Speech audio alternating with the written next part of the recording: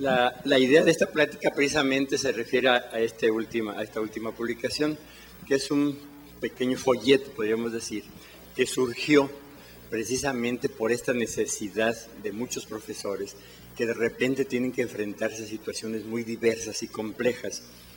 Ya de por sí, si hacemos una historia de lo que ha sido la docencia, los profesores mexicanos, por las mismas condiciones de vida y la carencia de recursos económicos, pues es muy común que trabajan, no sé, en la mañana pueden estar dando una clase en una secundaria, luego corren una preparatoria, corren una universidad, en la noche una escuela nocturna.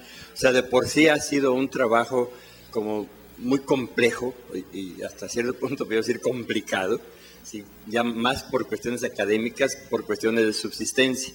Bueno, la idea de esta plática tiene que ver con la situación que están enfrentando profesores que están trabajando en los sistemas virtuales, o sea, en entornos virtuales de aprendizaje.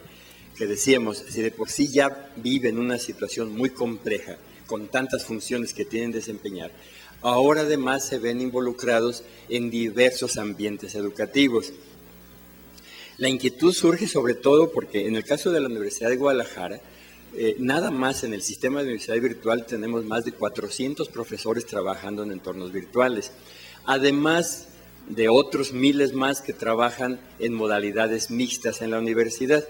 Actualmente en la Universidad de Guadalajara hay alrededor de unos 25,000 estudiantes en modalidades no escolarizadas, entre ellos más de 5,000 en entornos 100% virtuales.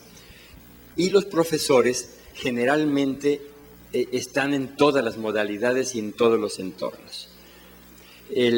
Algunos a partir de la presencialidad se van hacia la virtualidad, otros al contrario y otros trabajando en modalidades mixtas, de manera que se ha vuelto una profesión, podríamos decir como, además de toda esa complejidad, como muy difícil, porque de repente el profesor cree que está cambiando completamente de modelo educativo, cuando en ocasiones lo único que cambia son las variantes tecnológicas. Entre las premisas de las que partiríamos para entendernos en esta plática, una es que nosotros entendemos como modelo académico ese intento de institucionalizar un modelo educativo. O sea, entendiendo el modelo educativo como ese ideal de cómo educarnos, con sus bases científicas, sus fundamentos filosóficos, su orientación social adecuada. Entonces, desde ese enfoque, la educación es un proceso global, integral, permanente, que se da en toda la gente, en todos los momentos de su vida.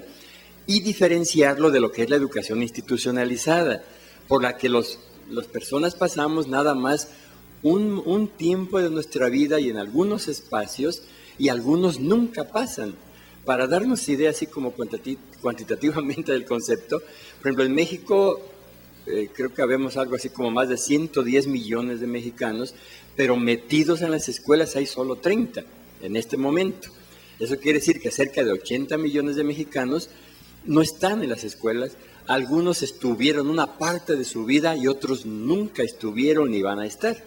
Pero no por eso podemos decir que no están en un proceso educativo, ¿sí?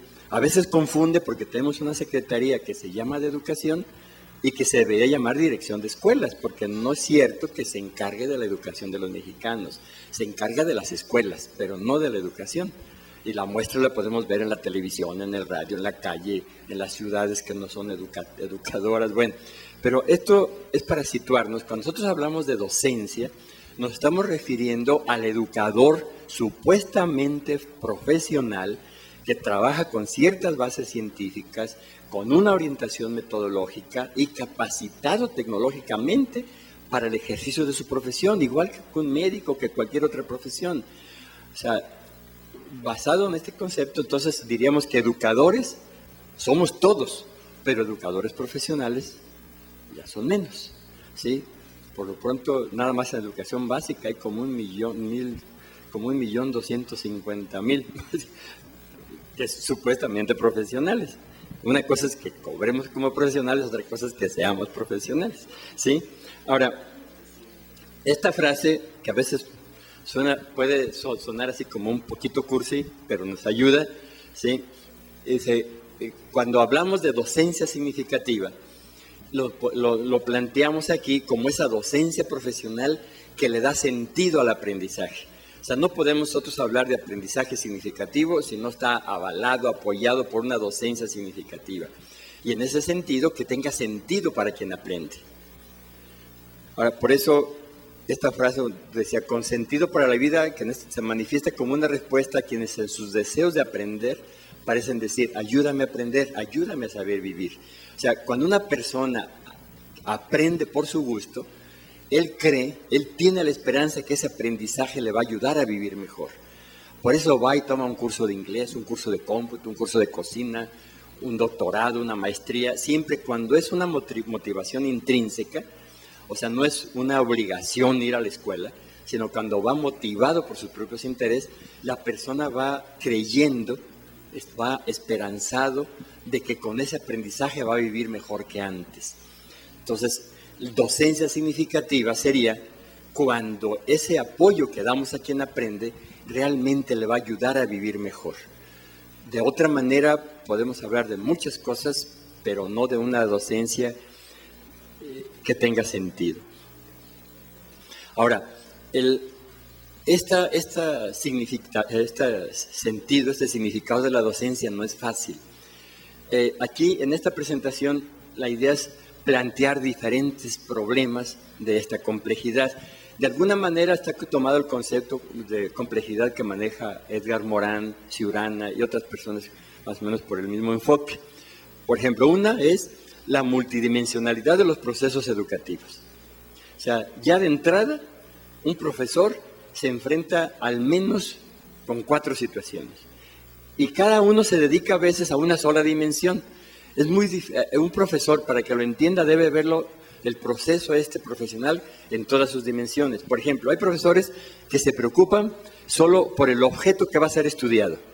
Se olvidan de los estudiantes, hacen una presentación como la que yo hice para ahorita, ¿sí? Me centro en lo que quiero que sea aprendido y hago presentaciones, hago videos, hago animaciones, hago teatro, hago títeres, hago de todo, pero nada más centrado en lo que quiero que sea bien aprendido. Pero es solamente una de las dimensiones del proceso. Y a veces engañosa, porque a veces se distorsiona de tal manera el objeto de aprendizaje por tal de facilitarlo que acaba de no ser el objeto aprendido realmente, ¿sí?